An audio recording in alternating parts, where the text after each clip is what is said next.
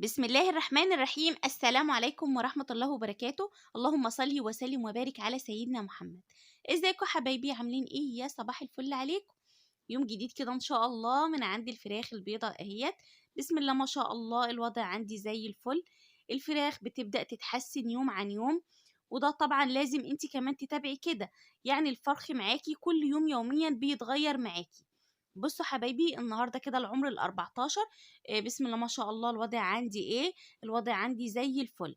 حلقة النهارده ان شاء الله هتبقى حلقة مهمة، حباكي تسمعيها للنهاية. بس بالله عليكم حبايبي شجعوني كده باللايك على الفيديو، علشان ان شاء الله يبدأ يوصل لايه، لعدد كتير من اخواتنا. تمام؟ فاللايك يعني ايه، انزلي كده حطي لي اللايك وشجعيني. اهوت. وطبعا لو انت لسه مش مشتركة في القناة اتمنى طبعا تشتركي. بصوا حبايبي، دايما بقول لكم كل عمر في سن الفراخ بتبقى فترة تحول. يعني من اول يوم لحد اليوم السابع ديت بتبقى مرحلة، ومن بعد السابع لحد العاشر مرحلة، وهكذا وهكذا. يعني ايه الكلام ده؟ يعني درجات الحرارة بتبدأي تنزليها واحدة واحدة. المشاكل اللي بتقابلك تنفسية عند الفراخ والبرد والكلام ده كله علشان انتي مش عارفة تظبطي درجات الحرارة. وطبعا زي ما انتوا شايفين هنا احنا كنا بالليل. يعني طول النهار مش بزود اكل كتير، بس باجي بالليل ببدأ احط كمية اكل كويسة، وبرده مش كتير، لان الفرخ في الحر بياكل بالليل اكتر ما بياكل معاكي بالنهار. فخدي بالك من الحتة دي. يعني بالنهار ما تحطيش اكل قدامهم كتير، طول ما هو الجو مش متظبط والدنيا حر، فبتلاقي الفرخ مفرهد معاكي كده. طيب انا هعمل ايه؟ هنعمل النهارده خلطة حلوة جدا جدا في المية، هتبدأ على طول هتظبط درجات الحرارة في جسم الطائر معاكي. وعايزة بس أكد عليكي احنا شغالين بلمبة موفرة. اوعك في الجو ده تفكري تحطي لمبة حرارية خالص، لمبة موفرة وتبدأي تفتحي شوية بشوية. طيب من العمر بقى ال20 بتحتاجي حاجة تنفسية. الفراخ بتبدأ بقى كلها بتبقى نفس واحد في المكان، فبتبدأ ان انتي تفتحي كده جزء جزء. المهم ان انتي تظبطي درجة الحرارة عندك، مش تقولي لا ده هما صغيرين بقى وافضل طول الوقت مكلفتة على الفراخ، هتتعب معاكي وهتاخد برد جامد. زي ما انتم ملاحظين كده انا بدأت ان انا احط العلافة من بره. زي ما قلت لكم في اول الفيديو، حلقة النهاردة حلقة مهمة جدا جدا. ان شاء الله اقوى خلطات لفاتح الشهية، ودي عن تجربة. الخلطة اللي معانا النهاردة يا حبايبي ان شاء الله تبقى خلطة مميزة، وخلطة طبعا انا مجرباها وحلوة جدا جدا معاكي. اقوى خلطة مضاد حيوي واقوى خلطة فاتح شهية معاكي. وفعلا انتي بتلاحظي الكلام ده، الكتكوت بيبدأ ينسف معاكي الاكل. إيه طيب خلطة إيه النهاردة؟ هتبقى عبارة عن ايه؟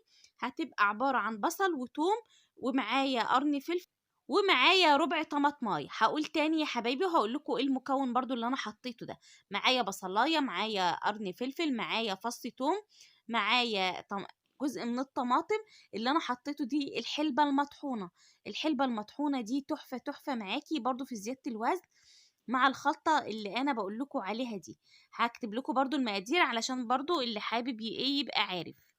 هبدأ دلوقتي هكتب لكم المقادير يا حبايبي. اهو التاني: بصل، توم، طماطم، فلفل حبة البركة. خدت بصلاية صغيرة، خدت فصين توم، خدت ربع طماطماية، خدت جزء من ايه، من قرن الفلفل البارد مش حراق ولا حاجة.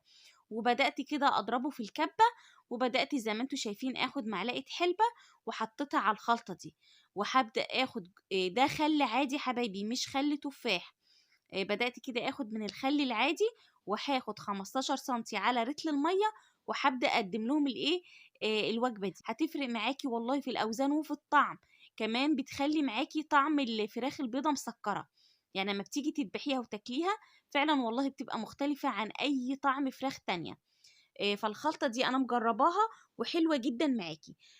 الخلطة دي بقى من فوائدها إيه كمان؟ يعني هي تعتبر كلها إيه، مطهر معوي، منشط، بينشط الفراخ معاكي، بيرفع المناعة. كمان الفلفل البارد ده من فوائده ان هو بيخلي عرف الفرخ احمر كده معاكي، مضاد للفيروسات، مضاد للبكتيريا. الفلفل كمان بيحتوي على كالسيوم وفيتامينات وزنك ومغنيسيوم، ومليان بفيتامينات. واللي بيشتهر كمان بيه الفلفل دوت ان هو مليان فيتامين سي. وطبعا فيتامين سي ده طبعا مهم للفراخ معاكي. زي ما قلنا هو فيه كمية فيتامينات، وبيبقى الطائر محتاجها. والحلبة طبعا حلوة جدا، بتخلي الفرخ يهضم ويقوم ياكل تاني.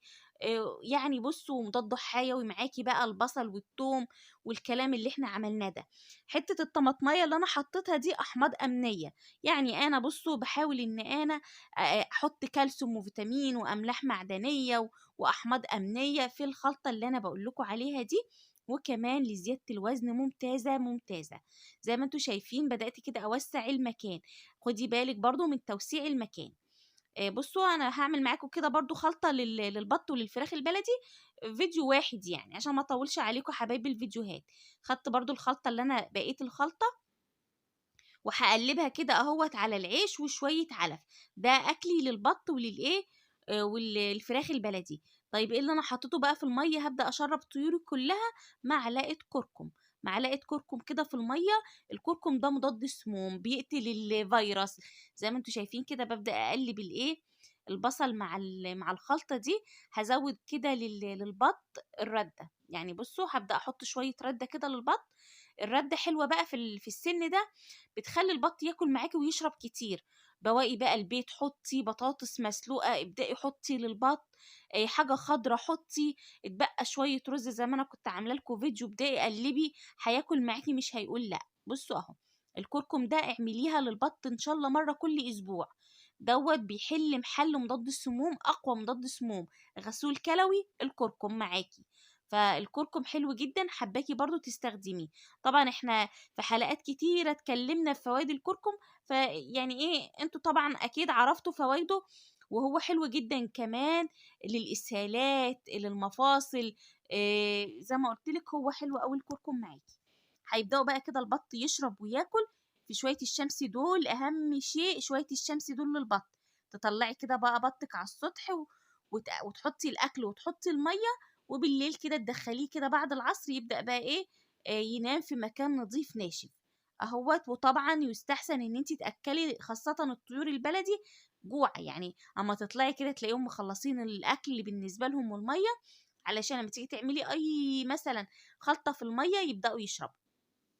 البط مش بيحتاج خلطات ياما. زي ما قلت لك كركم فص توم في الميه، بصلايه تقطعيها ترميها لهم في الميه. ودخلنا كده على فراخنا البلدي اهوت. بدأنا كده نفطر، ده كده يعتبر روتين يومي عند الطيور يا حبايبي. يا رب فيديو النهارده يا حبايبي يكون عجبكم واستفدتوا مني بحاجة بسيطة.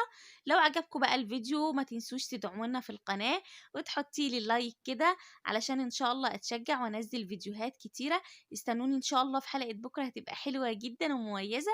اشوف وشكوا على خير، مع السلامة.